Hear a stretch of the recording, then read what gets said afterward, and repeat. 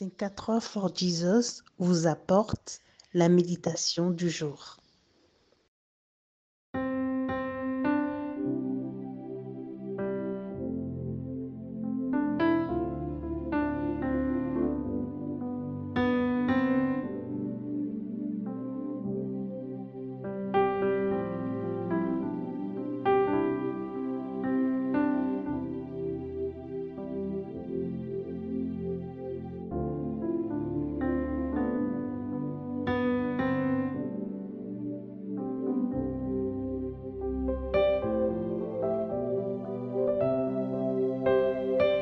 La crainte de l'Éternel est le commencement de la science. Les insensés méprisent la sagesse et l'instruction. Livre des Proverbes, au chapitre 1, le verset 7. La sagesse divine. John O'Macathy est un éminent scientifique, né à Boston dans les années 1920 et pourrait être considéré comme le père de l'intelligence artificielle. Dans les années 40, il chercha à développer un langage capable de traduire le raisonnement humain dans des programmes informatiques. Selon lui, il est fort possible de formaliser l'intelligence humaine sous forme d'instructions exécutables par un ordinateur. Aujourd'hui, l'intelligence artificielle, l'IA, se propose de résoudre tous les problèmes conceptuels difficiles à résoudre dans tous les domaines de notre quotidien à travers des ordinateurs aussi intelligents que l'homme et même parfois plus intelligents que l'homme.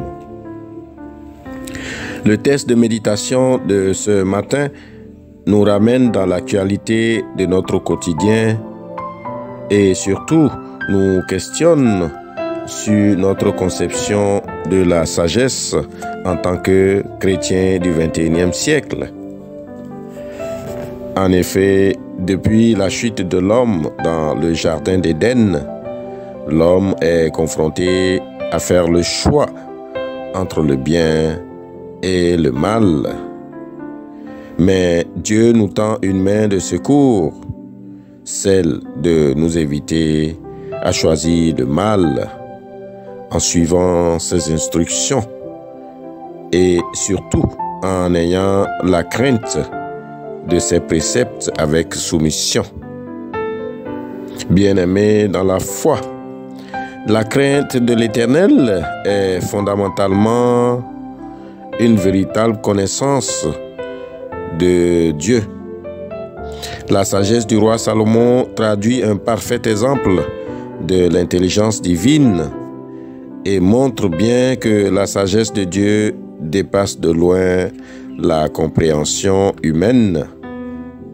Ma sœur, mon frère en Christ, face aux grandes mutations et révolutions technologiques et scientifiques, que devons-nous retenir en tant que chrétiens?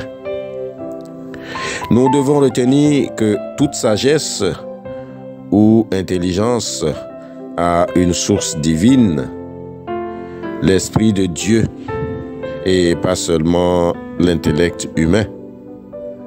Nous devons comprendre que la sagesse humaine, celle proposée par le monde, est limitée. Nous devons aussi comprendre que la véritable intelligence s'aligne sur les vérités bibliques et la connaissance de Dieu en notre Seigneur Jésus-Christ.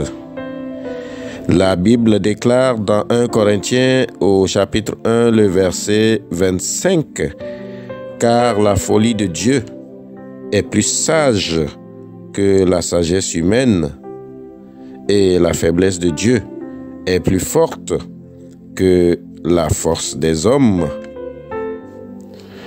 Ma sœur, mon frère en Christ, la question que nous devons nous poser, c'est surtout Devrions-nous nous fier à la sagesse et à la force de Dieu, ou devrons-nous reconnaître que l'intelligence humaine ou artificielle et toutes nos capacités intellectuelles sont limitées? Chacun devra répondre à cette question. Prions que le Dieu de sagesse nous aide à discerner ses voies et à éviter les pièges de la ruse humaine et surtout à obtenir une véritable direction pour nos vies. Amen.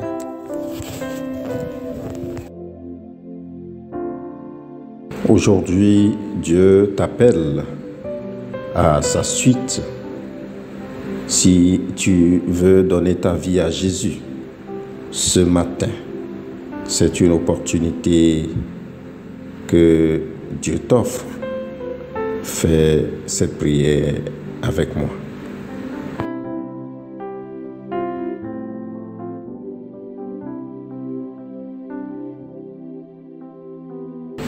Seigneur Dieu Père éternel, je reconnais et je confesse devant ta sainte majesté que je suis un pauvre pécheur, né dans l'esclavage du péché, enclin au mal, incapable par ma seule force de faire le bien.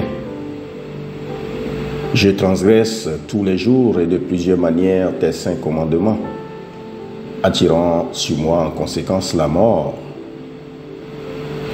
Mais Seigneur, j'ai une vive douleur de t'avoir oublié.